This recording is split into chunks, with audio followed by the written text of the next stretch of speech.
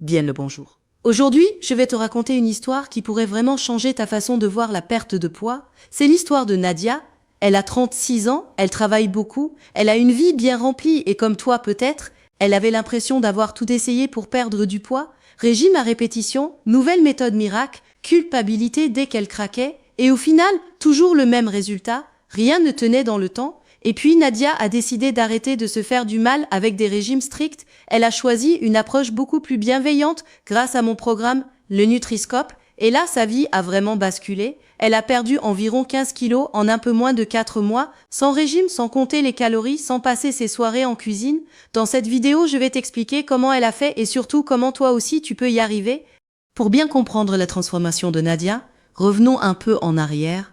Avant les Nutriscope, elle enchaînait les méthodes minceurs, comme on enchaîne les lundis matins motivés. Elle commençait pleine d'espoir. Elle tenait une dizaine de jours, parfois 15. Puis la fatigue, les frustrations, les invitations, la vie tout simplement la rattrapait. Elle craquait, elle culpabilisait, elle se disait qu'elle n'avait pas de volonté, qu'elle n'y arriverait jamais. Peut-être que tu te reconnais là-dedans, tu te dis que le problème c'est toi. En réalité non, Nadia n'était pas en échec, parce qu'elle manquait de courage. Elle était en échec parce que les méthodes qu'elle utilisait n'étaient pas adaptées à une vie de femme active, débordée avec un vrai quotidien et pas une vie de magazine.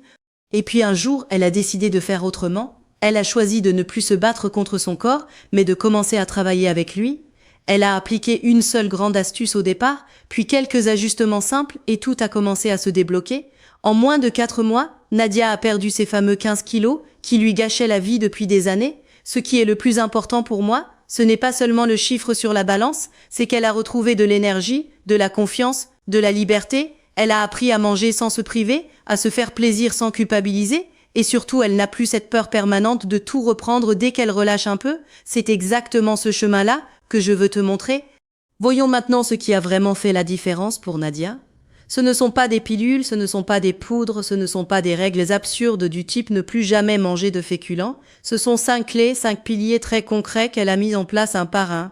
Alors si tu es une femme entre 30 et 40 ans, que tu te sens débordée, que tu gères le travail, la maison, parfois les enfants, et que tu rêves de perdre du poids sans te ruiner la santé, ces 5 clés peuvent vraiment transformer ta façon de faire. On va les parcourir ensemble tranquillement et tu verras que ce sont des choses simples mais puissantes que tu peux intégrer dans ta vraie vie. On commence avec la première clé. Arrête de t'affamer. Je sais que c'est tentant de se dire que pour maigrir, il suffit de manger beaucoup moins. Tu l'as peut-être déjà fait. Sur le moment, ça marche un peu, tu vois la balance descendre, mais derrière, tu connais la suite. Tu craques, tu te jettes sur le sucre ou sur le gras, tu te sens nul, tu reprends tout, parfois même plus qu'avant. Ce mécanisme, c'est l'effet yo-yo. Ton corps, lui, ne comprend qu'une chose. Si tu le prives de carburant alors que tu as déjà une vie ultra chargée, il se met en mode survie, il ralentit tout, il stocke davantage de gras, et toi, tu es épuisé, irritable, envahi de pulsions. Le problème, ce n'est pas toi, c'est le principe même du régime restrictif. Et en plus, regarde dans quel contexte tu essaies de faire tout ça. Ton quotidien est déjà surchargé.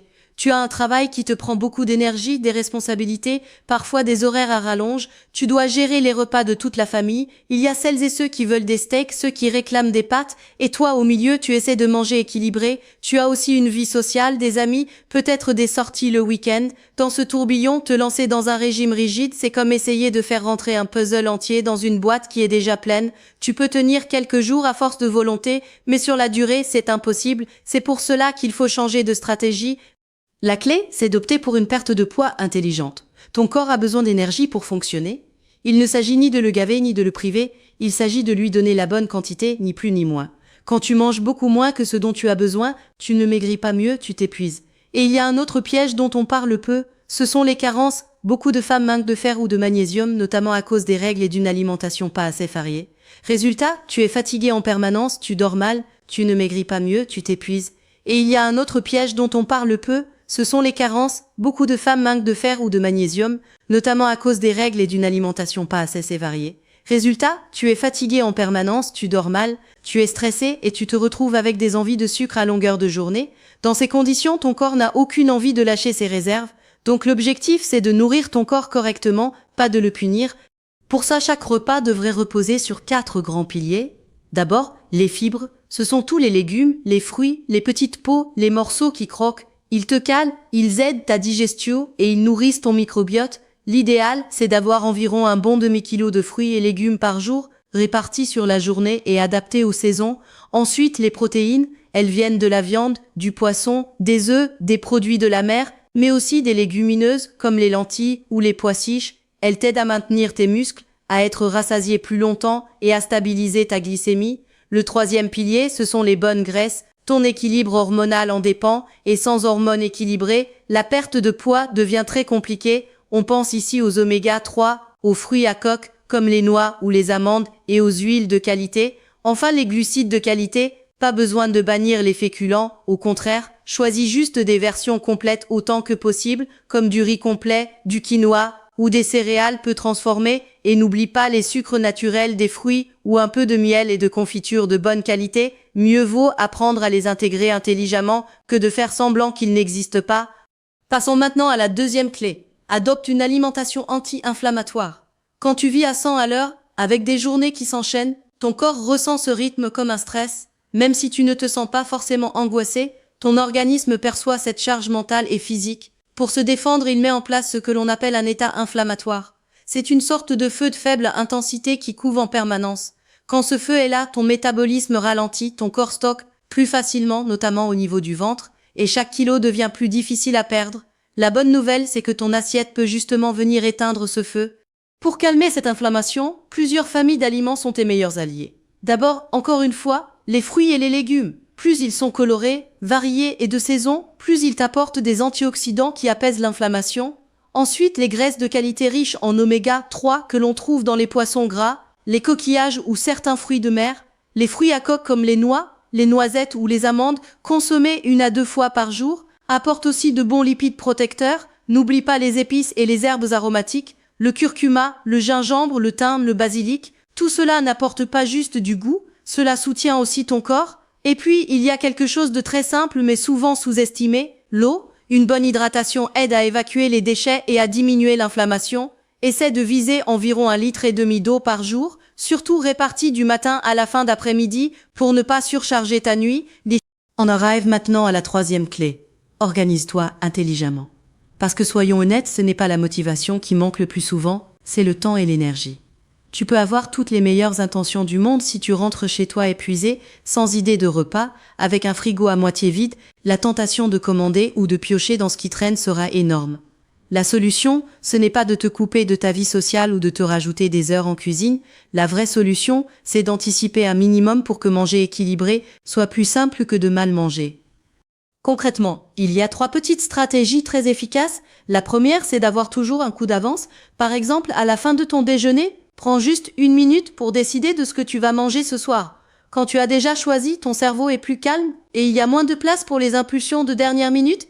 La deuxième stratégie, c'est de cuisiner en double ou en triple. Chaque fois que tu prépares un repas équilibré, fais exprès d'en faire plus. Tu gardes des portions au frigo pour le lendemain ou tu congèles.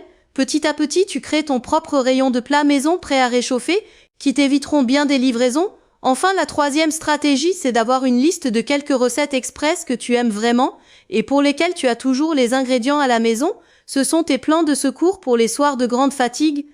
Par exemple, garde presque toujours des œufs et des champignons de Paris en conserve ou surgelés. Le soir où tu rentres sans énergie, tu peux simplement casser quelques œufs dans une poêle avec des champignons, un peu d'herbe, et en 5 minutes, tu as une omelette maison nourrissante. Autre idée, avoir un bocal de haricots rouges, une boîte de tomates pelées et un peu de bœuf haché. Tu mélanges tout ça dans une casserole, tu laisses mijoter un quart d'heure et tu obtiens un genre de chili rapide. Ce n'est peut-être pas un plat gastronomique, mais c'est largement plus équilibré que la plupart des plats livrés. L'objectif, ce n'est pas la perfection, c'est d'avoir des solutions réalistes les soirs où tu n'as plus de batterie.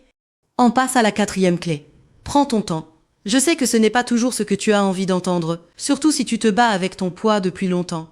Mais si tu as pris du poids petit à petit pendant 10 ou 15 ans, tu ne peux pas attendre de tout effacer en 15 jours.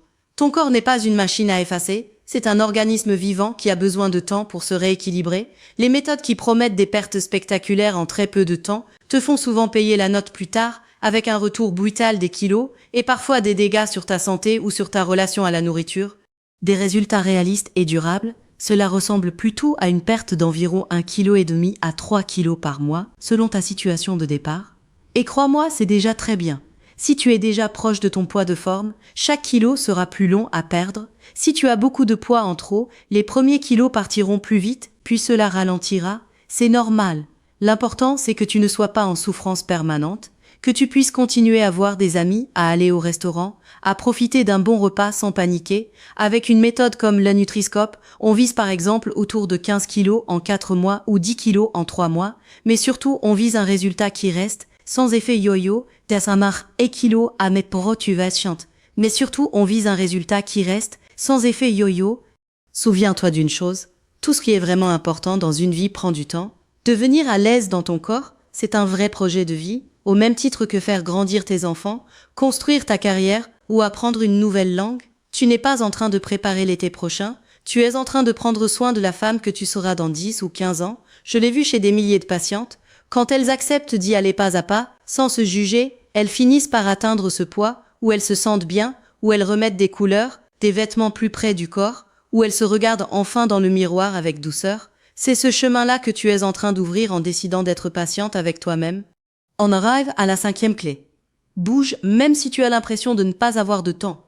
Là encore, l'idée n'est pas de te rajouter une pression en plus. Si tu te dis qu'il faut trouver 2 heures pour aller à la salle, faire le trajet, te changer, revenir, tu ne tiendras pas sur la durée. Tu es déjà prise entre le travail, la famille, les trajets. Tu ne peux pas pousser les murs. Par contre, tu peux choisir des façons de bouger qui sont efficaces et compatibles avec ta vie. Des séances courtes à la maison, quelques vidéos de renforcement musculaire, du mouvement intégré dans ta journée. L'objectif, c'est d'augmenter doucement ta dépense énergétique et de réveiller ta masse musculaire, parce que plus tes muscles sont actifs, plus ton corps brûle de calories même au repos. Et surtout, n'oublie pas que bouger, ce n'est pas seulement faire du sport au sens classique. Si tu as un chien et que tu le promènes chaque soir à bon rythme, cela compte. Si tu mets ta musique préférée et que tu danses dans ton salon pendant 10 minutes, cela compte. Même une vie intime un peu dynamique plusieurs fois par semaine, oui, cela compte aussi. Tout ce qui te fait sortir de la position assise, tout ce qui fait battre un peu plus vite ton cœur, est une pierre de plus à l'édifice. L'idée, c'est de transformer le mouvement en habitude naturelle et pas en corvée exceptionnelle. Pour que cette habitude dure, il faut que tu trouves ton propre style de mouvement. Il existe des centaines de sports et d'activités différentes. Certaines adorent la danse, d'autres la randonnée, le yoga, le vélo, le patinage artistique, ou même des choses plus originales comme du ski tracté par un cheval. Peu importe que ce soit tendance ou pas, ce qui compte, c'est que tu prennes du plaisir, parce que si tu détestes courir, tu ne vas pas tenir plus de quelques semaines sur un programme de course. Alors que si tu as une activité qui te fait sourire rien qu'en y pensant, tu vas y revenir naturellement. Le plaisir, c'est le meilleur carburant pour la régularité. Avant que l'on se quitte, je te propose un petit récapitulatif de ta feuille de route. D'abord, ne t'affame plus, nourris ton corps avec de vrais repas complets et équilibrés, au lieu de le punir avec des régimes extrêmes. Ensuite, apaise l'inflammation grâce aux fruits, aux légumes, aux bonnes graisses, aux épices et à une bonne hydratation. Troisièmement, organise-toi. Aille toujours un coup d'avance, cuisine en plus grande quantité et garde quelques recettes de secours pour les soirs compliqués. Quatrièmement, accepte que cela prenne du temps. Une perte de 1,5 kg à 3 kg par mois, sans souffrance, c'est déjà une énorme victoire quand tu la maintiens dans la durée. Cinquièmement, mets du mouvement dans ta vie, même par petites touches, en choisissant des activités qui te plaisent vraiment. Si tu as envie d'aller plus loin et de vivre une transformation comme Nadia, tu peux découvrir le Nutri-Scope sur le site lenutriscope.fr. C'est une méthode pensée pour t'apporter de la liberté, de l'autonomie et de la confiance en toi, sans régime, sans frustration et avec des résultats qui durent vraiment. Dis-moi en commentaire quelle clé tu as le plus envie de tester en premier. Est-ce que c'est l'organisation, les repas complets ou le fait de bouger un peu plus ? Pense aussi à laisser un like si cette vidéo t'a aidé et à t'abonner pour ne pas rater les prochaines. Merci d'avoir regardé jusqu'au bout, prends bien soin de toi et on se retrouve très bientôt. Salut!